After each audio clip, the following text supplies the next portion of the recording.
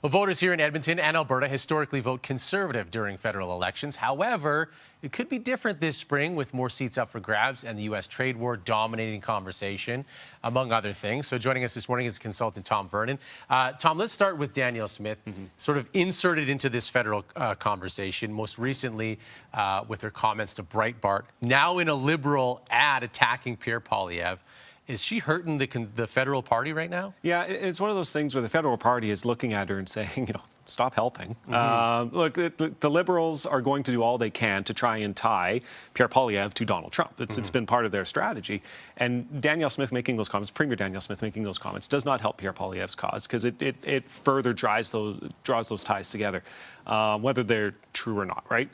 Pierre Poilievre is running a campaign on axing the carbon tax and doing stuff for Canada. But these sorts of comments, they're a distraction. They'll be continued to be talked about by opposition parties, by parties opposed to Pierre Poilievre. So, yeah, not helpful for the Conservatives. So she's doubled down and is taking this trip to Florida. Is that another step of the Conservative Party of Canada saying maybe stop helping? Yeah, and so we'll see how this one works out. Look, it's not a great look because it again opens up the Premier for criticism and for who she's speaking with, the audience she's speaking with.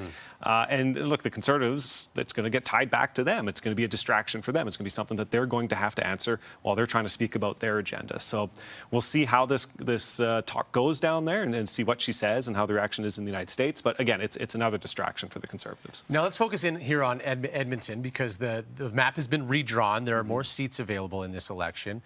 Mark Carney, running for the Liberals, is from Edmonton. Do you think that Edmonton will get more attention from the Conservative Party as a result and the Liberal Party who are trying to win some seats? Yeah, it's really interesting with how the boundaries have been redrawn, where all of a sudden a couple seats in South Edmonton, they're more interesting, right? So the Liberals have a little bit more of a shot in South Edmonton. There's a couple well-recognized names running in South Edmonton as well.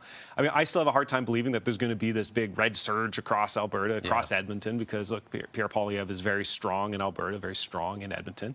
But it should make for some more interesting races, and particularly on who's running with Mayor Sohi and that. So, yeah, I think they'll have to pay a little bit more attention here than perhaps they would have liked to, with these safe seats, the way things have changed with Mark Carney coming in and Justin Trudeau leaving. But I don't expect to see a big wave of seats being lost by the Conservatives here. Now, you mentioned Mayor Sohi joining the federal Liberal campaign. Do you expect any other well-known names in this area to throw their hats in the ring too? I'm not sure. And I'm not sure if it's been made official, but we've heard about Rod Loyola potentially running for the Liberals here as well, which is interesting, like another known commodity in South Edmonton.